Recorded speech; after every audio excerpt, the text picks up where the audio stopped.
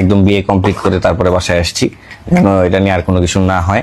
জানেন কি, যে মেয়েটার সাথে আহাদ এবার আবার বিয়ে করেছে, কি ছিল তার পেশা এবং কে বা এই মেয়েটি, এমনকি কিভাবে আহাদের সাথে পরিচয় হলো এই মেয়েটির সাথে, এবং আহাদের সাথে কিভাবেই বা ভালোবাসার সম্পর্ক তৈরি হয়েছে এই মেয়েটির সাথে। আর সবচেয়ে বড় কথা, তিশাই বা কেন নিশ্চুপ ভূমিকা পালন করছে এখন। হ্যাঁ ভিউয়ার্স, আজকে আমরা এই সবগুলো বিষয়ই পরিষ্কার করতে চলেছি। তো চলুন বিস্তারিত জেনে নেওয়া যাক। এবার আর যে কোনো জায়গা থেকে নয়, এবার ডাইরেক্ট পতিতালয় থেকে মেয়ে তুলে এনেছে সৈয়দ আব্দুল আহাদ। আর এই বিষয় নিয়ে ইতিমধ্যে তার ব্যাপারে আইনি কঠোরতারও তোড়জোড় চলছে। মেয়েটির নাম চৈতি, তার একটা 6 বছরের ছেলে সন্তানও আছে। ইমোতে ভিডিও কল এবং বিভিন্ন নোংরা ভিডিওই বানানো ছিল এই মেয়েটির মেন পেশা। এর আগেই বিয়ে না করে একটা ছেলে সন্তানের জন্মও দিয়েছে সে। আহাদ যে 6 বছরের ছেলে সন্তানের পিতা হওয়ার দাবি জানাচ্ছে, এই ছেলে সন্তানই জন্ম নিয়েছিল পিতৃ পরিচয়হীন। কোনো একভাবে চৈতির সৈয়দ আব্দুল আহাদের সাথে পরিচয় হয়। আহাদকে নাকি সে নিজেই মেসেজ করত।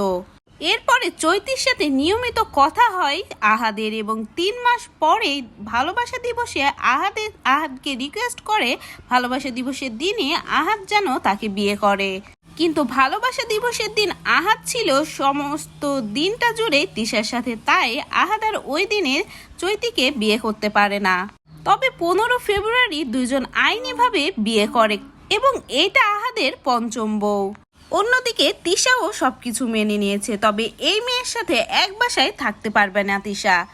এটাই তিশার সত্য। আহাদকে খুব তাড়াতাড়ি এই মেয়েকে নিয়ে অন্য কোনো জায়গায় বাসা নিতে হবে। কিছু উপায় না পেয়ে তিশা আহাদের এই পঞ্চম বউকে খুব নীরবভাবে মেনে নিতে বাধ্য হয়েছে। সে যেন অতিশোকে নিশ্চুপ হয়ে গেছে। আরেক ভিডিওতে দেখা যায় তিশা কিন্তু অনেক বেশি চাইতো আখি যেন আবারও তাদের সংসারে ফিরে আসে। এমনকি আখিকে রিকোয়েস্টও করেছে বারবার যেন আখি তাদের সংসারে আবার ফিরে আসে, কারণ তিশা এখনো আখিকে অনেকটাই ভালোবাসে। আসলে এই তিশা মেয়েটাকে নিয়ে সত্যি এখন অনেক বেশি কষ্ট হয়। বেচারা এই শুধু এসব বিষয়ের ভিতরে ফেসে গেছে, এবং যত যাই কিছুই হোক না কেন সব কিছুর দায় যেন তিশার উপরে এসেই পড়ে। তবে এত কিছুর পরেও বারবার যেন কোথায় মনে হয় যে এটাও যেন নিশ্চয়ই নাটক ছাড়া কিছুই নয়। আপনাদের কি মনে হয়? কমেন্ট করে জানাতে কিন্তু ভুলবেন না।